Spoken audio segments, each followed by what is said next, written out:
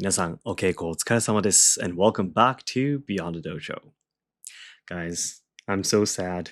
Remember when I got pneumonia and I told you guys that I didn't want to miss an episode, so I'm still recovering, but I'm here, in front of the camera to post an episode for you guys. And guess what? 2 weeks after getting the pneumonia and finally starting to feel better, my whole family caught the flu this time. Okay, actually had a really high fever again, again for 2 days. My wife Harumi has been sick for like 4 days. My kids were sick about the same time, and now finally, Harumi was the last person to get better. I think this evening she was finally starting to feel better, and my kids were all sick. They were all at home too, and I was sick too. And because all three of my kids, well, actually, my oldest daughter was okay. My oldest child was fine. So my two younger ones were sick, and they were at home. So having two toddlers at home, it makes it impossible for me to film anything or try to record anything. And of course, I was sick too, and the my throat. Yeah, it's all for all of my family members the same, but my throat was really really sore, and I couldn't talk properly, and it was horrible. And yeah, especially if when I got pneumonia, it was just me. So taking care of, what should I say, my everyday stuff was a lot easier because my kids weren't home. Yeah, but with kids at home, comparing it to if I'm really really sick to kids at home prevents me from doing work a lot more because we had to take care of them. So I'm really really sorry for missing the episodes, and even this episode too. I'm probably going to be posting it after midnight because I do want to post something, as frequently as possible. I try to post an episode every twice every week. Yeah, and I missed a whole week, so I'm finally back. And also, this recording time, I only have a few minutes because I'm actually recording this in between online lessons. Okay, on Fridays I hold online lessons with Tsukara Sensei and also with Kurosawa Sensei, the two black belt sensei instructors of Asayama Ichiden-ryu Hyoho. And I'm doing this recording in between the EI class and also the special weapons class where we train with the Shunjo staff. So I won't be able to talk for such a long time, but there's a lot of very important things that I want to report to you guys. And there was also an event that happened in the Seki Sensei's online lessons, and there was a really important precious teaching from Seki Sensei again that I would love to share with you guys and discuss with you. So I'm here with you just maximum 15 minutes from here. Okay, so first of all, before I get into the main topic, the very important teaching from Seki Sensei from 2 weeks ago, very happy report to you guys. Again, as you guys know, the goal of the Kyoto Dojo of Asayama Ichiden-ryu Hyoho this year is to achieve 100 members in the in-person and also the online lessons, right? I am very happy to announce to you that the end of January, we currently have 46 members. Thank you so much. That's 6 people in the in-person training. So 6 people come to the actual dojo that I have. Well, not an actual dojo yet, of course. It's just a dance studio, but actual training, I guess, in-person training. Other 6 people come, and on my Patreon page, I provide the online lessons, and 40 people have already signed up. So I'm really grateful, and I received so many what should I say, kind messages saying that, oh Shogo, your lessons are really easy to understand, all that kind of stuff. I myself have not that much experience yet in teaching Asayama Ichiden-ryu, so I'm always constantly thinking, is this a better way to explain it? Am I explaining too much and all that kind of stuff? But everyone's like, yo, you're doing a great job and supporting me so much, so I'm very happy. Yeah, and there's always a lot of DMs and comments saying that I'm really hoping to start training soon. I'm just waiting for my training gear to come and all that kind of stuff. So I'm very excited that we're almost about halfway to achieve the goal. And I'm hoping to be able to report to everyone at the end of February. Maybe 70 people, if I can do my best. Let's see what I can do in a month, but maybe 70, 80 people, that would be amazing. Of course, we're not exactly sure what's going to happen. Maybe I might have to say that there's less people now. Yeah, we'll have to see how that goes, but I'm very happy that we're almost about to get to 50. I actually have a friend who lives in Kyoto who works in the real estate industry. Well, he actually studied, what should I say, traditional buildings in school, and he knows a lot of good places that he might be able to recommend to me to use as a dojo. So I'm gradually looking into that, as well as purchasing training equipment for when we actually open a dojo and we have more students and such. But yeah, I'm really excited that the in-person training too, the dojo is gradually starting to have more students. And yeah, it's very exciting. I'm having so much fun. So I just wanted to, first of all, report that to you guys. Now, the main topic today, finally, very important topic. I'm really not sure if I can try to summarize everything in the next 10 or a few minutes, but basically, to make a long story short, there was something called the online Enbu performance in Seki Sensei's and in Tsukara Sensei and Kurosawa Sensei's online lessons. Now, this online Enbu performance, what it is we do this twice a year, and it's basically an opportunity where students who are taking the online lessons, they get to choose their 3 favorite kata from one of the categories of the katas, the forms and drills, that's traditionally brought down, and they perform it in front of the senseis, and also the senseis afterwards, per category of the kata, they decide something called the MVP. Basically, they say that this student did the best Enbu. Okay? And when they announced who the MVP were, Seki Sensei discussed, shared a little bit about what you should have in your heart, in your mind, when you perform or challenge an Enbu. So to make a long story short, trying to summarize everything as much as possible, he said that when it comes to doing an Enbu, or when it even comes to coming to keiko means training in Japanese, right? You shouldn't practice, is what he said. This word practice in Japanese is called renshu. Renshu means practice. Keiko means training. Well, that's almost the only way to translate it into English. It means almost the same in English, but in Japanese, it's obviously different. Renshu and keiko are different. Keiko has a more strong, unique meaning to it, which is only used for traditional Japanese cultural arts training. That makes sense, So what he's trying to say is that if you are thinking inside your head, okay, left foot forward, right foot forward, okay, my hand should be at this angle, I should draw at this timing, all that kind of stuff, while you're performing your techniques, the katas, that's not an Enbu. You're just practicing and checking the movements in front of everyone. You can't call that an Enbu, is what he said. Okay?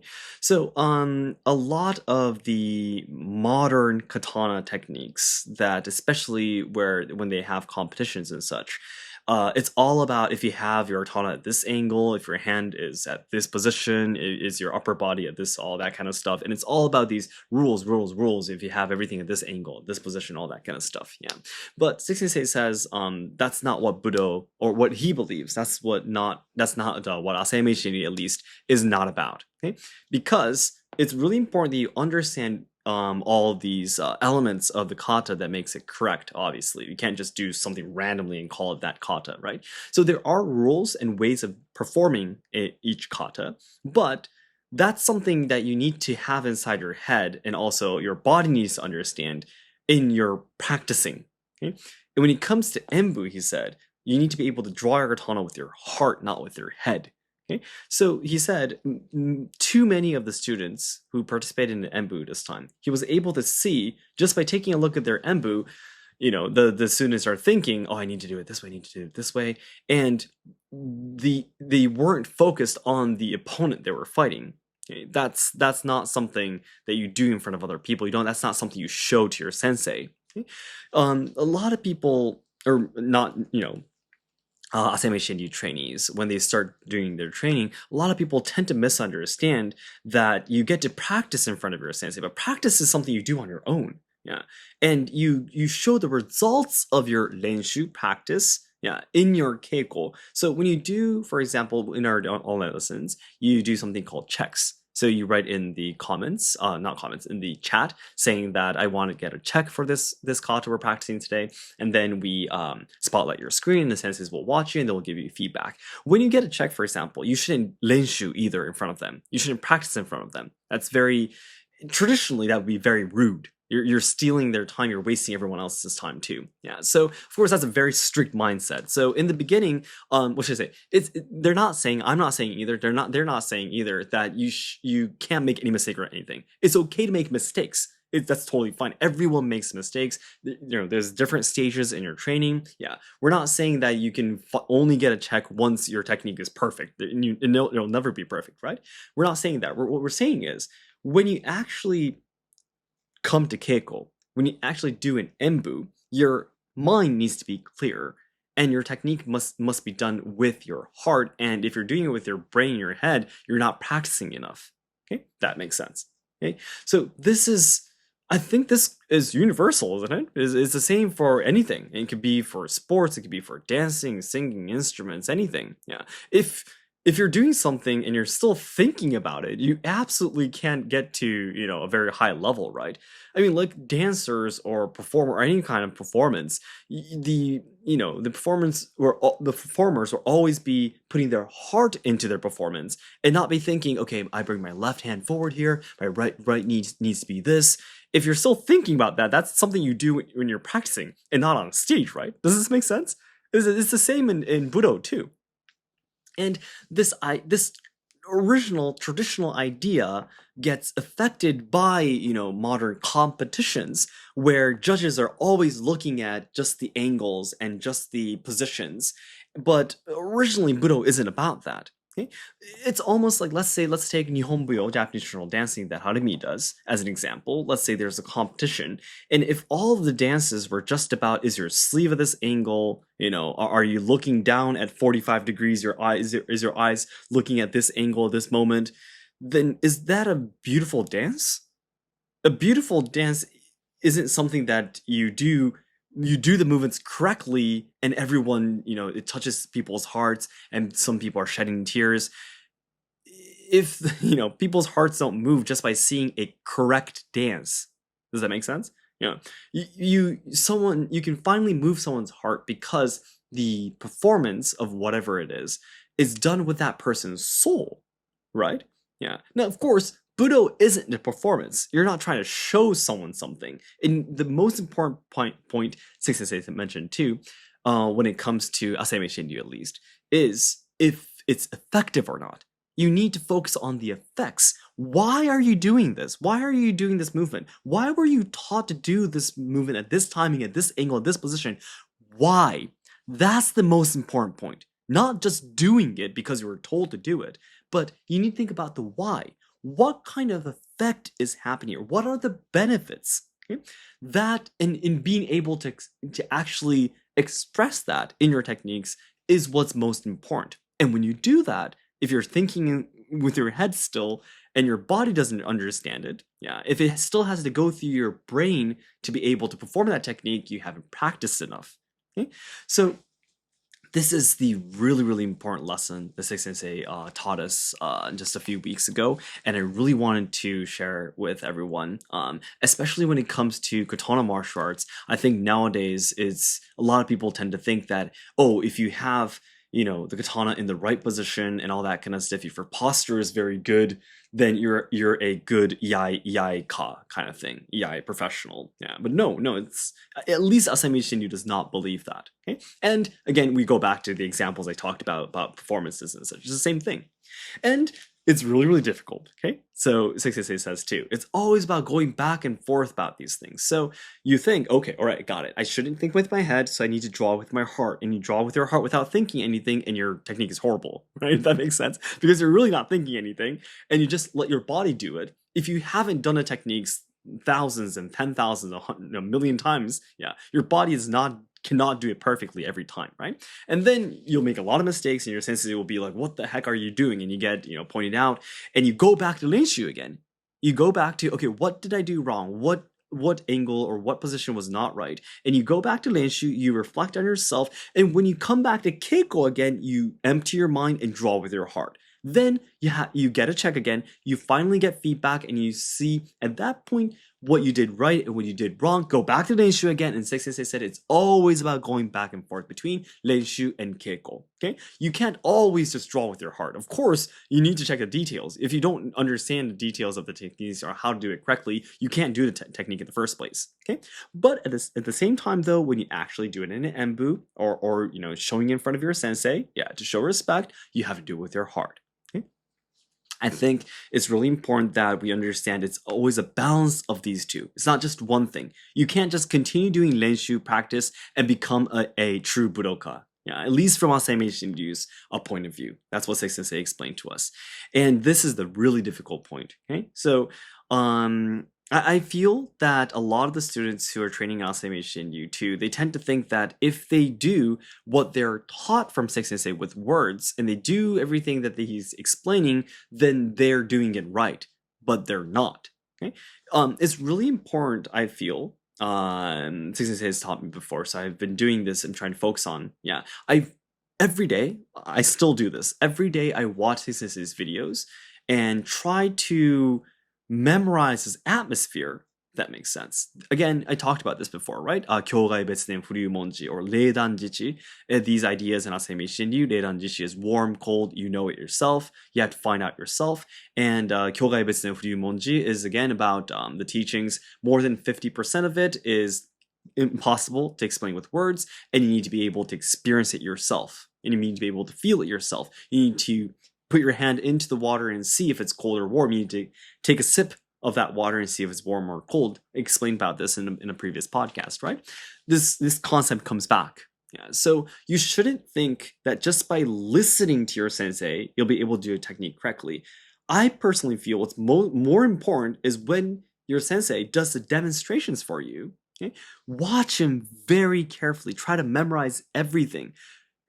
I try my best to watch as carefully as possible so I can almost replay his movements inside my brain. I'm almost trying to record his movements in my brain, by watching him. Yeah. And you shouldn't think, well, I could just go back and rewatch videos anytime. I don't have to actually memorize him. Yeah. But again, if you think that way, then you can't draw it with your heart. Because when it comes to the time when you actually have to draw your katana, you need to draw with your heart, which means it needs to be a part of you. So your image of your sensei doing the katas, whichever kata it is, you need to have his image, his shadow moving inside your head, yeah, along with the detailed explanations of each technique, what you should do, what you shouldn't do. Yeah, it's always a balance of both of these sides, I feel. But there's a lot of students who tend to think that they could just do one side, which is the side that can be explained with words, and you could just become a good Asayama Ichiden-ryu trainee, but that is absolutely not true, and you can tell that from what Seki Sensei explained to us in this event. So draw with your heart, yeah, and don't think they can understand everything just with words. Watch your sensei, try to read and understand, and in the beginning almost guessing what the true teachings are. And one last thing before I go, I need to get going because the all-night is going to begin. But one last thing, what's also one most important thing, you need to get checks. Okay, you can't just think that I'm doing it correctly. You need to get feedback from your sensei.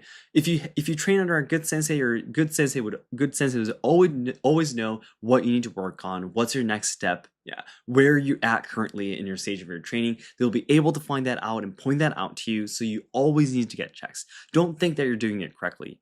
Don't think just by watching your sensei, just by listening to instructions, you can do it correctly. You still can't do it correctly. Even if you have both of these elements, you still need to go back and forth. Yeah. Which way you should go? Should you go to the left? Should you go to the right? You need to get instructions from your sensei. So always don't fear to get checks. Don't fear to ask questions or get feedback or show your techniques. Yeah, even if you're doing it wrong, that's the way you get better. So you have to go through that. So I think that's really important concept that you need to understand, well, at least in Asayama Ichiden-ryu, yeah, to get better in the training. So alright guys, sorry, I really have to get going, but I really love to receive more comments and messages from you guys. Please, if you have any teachings from your senseis about how you should progress, get better in Budo, it'd be great if you can share it with us. I'm sure it'd be very different in other martial arts where you use different weapons or maybe no weapons at all, So please let me know your experience and thoughts. Okay.